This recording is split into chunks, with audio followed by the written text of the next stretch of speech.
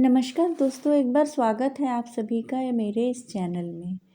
इस वीडियो में हम बात करने वाले हैं भारत की आध्यात्मिक धरोहर गंगा के बारे में। जी हाँ, गंगा नदी के बारे में।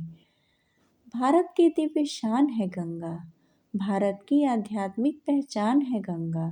जीवनदायिनी है गंगा। मोक्ष प्रदायिनी है गंगा। भारत की अनेक धार्मिक अवधारणाओं में गंगा नदी को देवी के रूप में निरूपित किया गया है। बहुत से पवित्र तीर्थस्थल गंगा नदी के किनारे पर बसे हुए हैं, जिनमें वाराणसी, हरिद्वार और प्रयागराज उत्तरकाशी प्रमुख हैं। गंगा नदी को भारत की नदियों में सबसे पवित्र माना जाता है एवं यह मान्यता है कि गंगा में स्नान करने से मनुष्य के सारे पापों का नाश हो जाता है। मरने के बाद लोग गंगा में राख विसर्जित करना मोक्ष प्राप्ति के लिए आवश्यक समझते हैं। यहाँ तक कि कुछ लोग गंगा के किनारे ही प्राण विसर्जन या अंतिम संस्कार की इच्छा भी रखते हैं। इसके घाटों पर लोग पूजा अर्चना करते हैं और ध्यान लगाते हैं। गंगा जल को पवित्र समझा जाता है तथा समस्त संस्कारों में उसका होना आवश्यक है।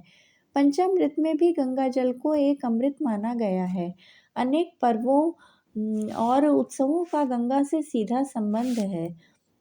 मकर संक्रांति, कुंभ, गंगा दशहरा के समय गंगा में स्नान करना या केवल दर्शन मात्र कर लेना ही बहुत महत्वपूर्ण समझा जाता है। इसके तटों पर अनेक प्रसिद्ध मेलों का आयोजन किया जाता है। महाभारत के अनुसार मात्र माघ महीने में गंगा यमुना के संगम पर 3,10,00,000 तीर्थों का संगम होता है। गंगा को लक्ष्य करके अनेक भक्ति ग्रंथ लिखे गए हैं, जिनमें गंगा सहस्त्र नाम स्तोत्रम और गंगा आरती सबसे लोकप्रिय है। अनेक लोग अपने दैनिक जीवन में श्रद्धा के साथ इनका प्रयोग करते हैं। गंगोत्री तथा अन्य स्थानों पर गंगा के मंदिर और मूर्तियां भी स्थापित हैं, जिनके दर्शन कर श्रद्धालु स्वयं को कृतार्थ समझते हैं।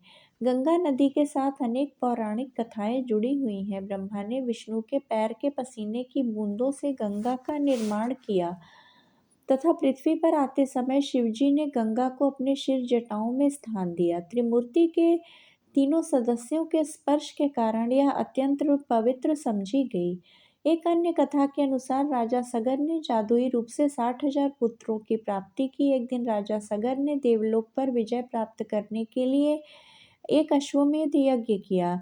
यज्ञ के लिए घोड़ा आवश्यक था, जो इंद्र ने चुरा लिया था। सगर ने अपने सारे पुत्रों को घोड़े की खोज में भेज दिया। अंत में उन्हें यह घोड़ा पाताल लोक में मिला, जो एक ऋषि कपिल मुनि के आश्रम के समीप बंधा हुआ था। सगर के पुत्रों ने यह सोचकर कि ऋषि ने ही घोड़े को गायब किया होगा, ऋषि का अपमान किया। तपस्या में लीन ऋषि ने हजारों वर्ष बाद अपनी आंखें खोली और उनके क्रोध से सगर के सभी 60,000 पुत्र जलकर वहीं भस्म हो गए। सगर के पुत्रों की आत्माएं भूत बनकर विचरने लगी, क्योंकि उनका अंतिम संस्कार नहीं किया गया था। सगर के पुत्र अंशुमान ने आत्माओं की मुक्ति का प्रयास किया और बाद में अंशुमान के पुत्र दिलीप ने भी, फिर भी वे सभी असफल रहे। राजा भगीरथ दिलीप की दूसरी पत्नी के पुत्र थे। उन्होंने अपने पूर्वजों का अंतिम संस्कार करने का निश्चय किया। उन्होंने गंगा को पृथ्वी पर लाने का प्रण किया, जिससे उनके अंतिम संस्कार कर राख को गंगा जल में प्रवाहित किया जा सके और भटकती आत्माएं स्वर्ग में जा सकें। भगीरथ ने ब्रह्मा की घोर तपस्या की ताकि गंगा को पृथ्वी पर लाया जा सके। ब्रह्मा प्रसन्न हुए और गंगा को पृथ्वी पर भेजने के लिए तैयार हुए और गंगा को पृथ्वी पर उसके बाद पाताल में जाने का आदेश दिया, ताकि सगर के पुत्रों की आत्माओं की मुक्ति संभव हो सके। तब गंगा ने कहा, मैं इतनी ऊंचाई से जब पृथ्वी पर अवतरित होऊंगी तो पृथ्वी इतना वेग कैसे सह पाएगी। तत्पश्चात भगवान भगीरथ ने भगवान शिव से निवेदन किया और उन्होंने अपनी खुली जटाओं में गंगा के वेग को रोककर एक लट खोल दी, जिससे गंगा की अविरल धारा पृथ्वी पर प्रवाहित होने लगी। वह धारा भगीरथ के पीछे पीछे गंगा सागर संगम तक गई, जहाँ सगर पुत्रों का उद्धार हुआ। शिव के स्पर्श से गंगा और भी पावन हो गई और पृथ्वीवासियों के लिए श्रद्धा का केंद्र बन गई।